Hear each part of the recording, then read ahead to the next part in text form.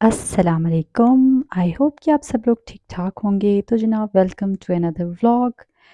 तो जनाब ऐसा है कि आज हमने जाना है एक बर्थडे पार्टी पे, और वो बर्थडे पार्टी है मेरी नीस की। और हमने करने हैं कुछ गिफ्ट्स पैक। गिफ्ट्स में जो सबसे अच्छा गिफ्ट हो सकता है मेरी नज़र में तो वो बुक्स हैं। और क्योंकि मेरी नीस को बुक्स पढ़ने का शौक़ भी बहुत है, तो मेरी बेटी ने मेरी नीस के लिए यानी अपनी कज़न के लिए बुक्स ख़रीदी हैं। तो आइए मेरे साथ मिलके ये गिफ्ट्स पैक करते हैं, और साथ ही साथ मैं आपको एक मोटिवेशनल स्टोरी भी सुनाऊंगी। हम सब की ज़िंदगी में अक्सर ऐसा मकाम आता है जब हम बहुत मायूस, बहुत थके हुए और बहुत परेशान होते हैं। लेकिन एक ऐसी चीज़ है जिसे हम होप कहते हैं, उसका साथ हमें कभी भी नहीं छोड़ना चाहिए। उम्मीद का दामन हमें कभी भी नहीं छोड़ना चाहिए। जैसा कि अंग्रेज़ी में कहते हैं कि God always has a plan for you. तो अल्लाह ने हमेशा आपके लिए कुछ बेहतर ही सोच के रखा होता है, और वो शायद आपकी उम्मीद से भी ज़्यादा बेहतर होता है। कहते हैं कि एक दफ़ा एक शख्स किसी कश्ती में सवार होकर किसी तरफ जा रहा था कि अचानक तूफ़ान आया और उसकी कश्ती डूब गई। कश्ती में तमाम मुसाफिर डूब गए सिवाय उस शख्स के, और वो अल्लाह की कुदरत से पानी में बहते-बहते एक ऐसे आइलैंड पे जा पहुँचा जहाँ पर सिवाय उसके कोई भी ना था। अब ये सूरत-ए-हाल देख के वो बहुत परेशान हुआ और अपने रब की बारगाह में ये दुआ करना शुरू हो गया कि या अल्लाह मेरे लिए कोई मदद भेज दे। यूँ सोचते-सोचते रात हो गई और वो वहाँ पर थक-हार के सो गया। 1-2 दिन वो यही दुआ मुसलसल करता रहा और इस उम्मीद पे रहा कि शायद उसके लिए अल्लाह ताला की तरफ से कोई गैबी इमदाद आ जाए। मगर आहिस्ता-आहिस्ता शैतान, जैसा कि इंसान को अपने बहकावे में ले आता है, उसे भी अपने बहकावे में ले आया और उसने उम्मीद खो दी।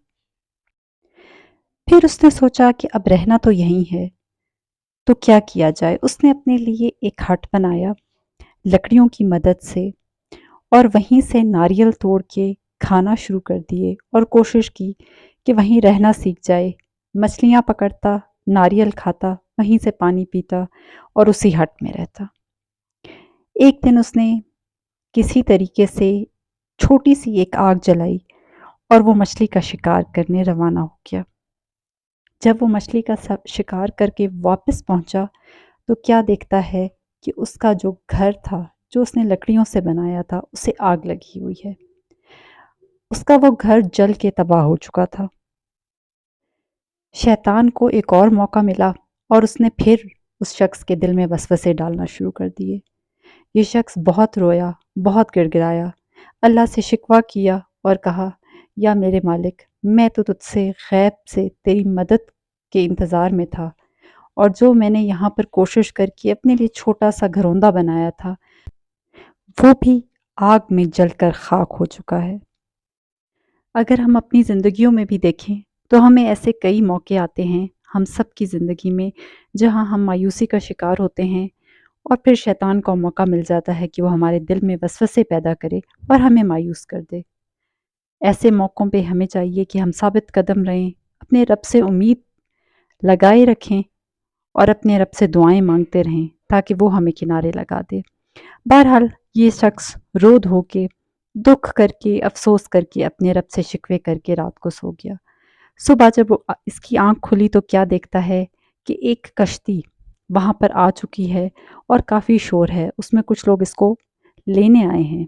तो ये बड़ा हैरान हुआ, ख़ैर खुशी-खुशी उठा और उस कश्ती में सवार हो गया।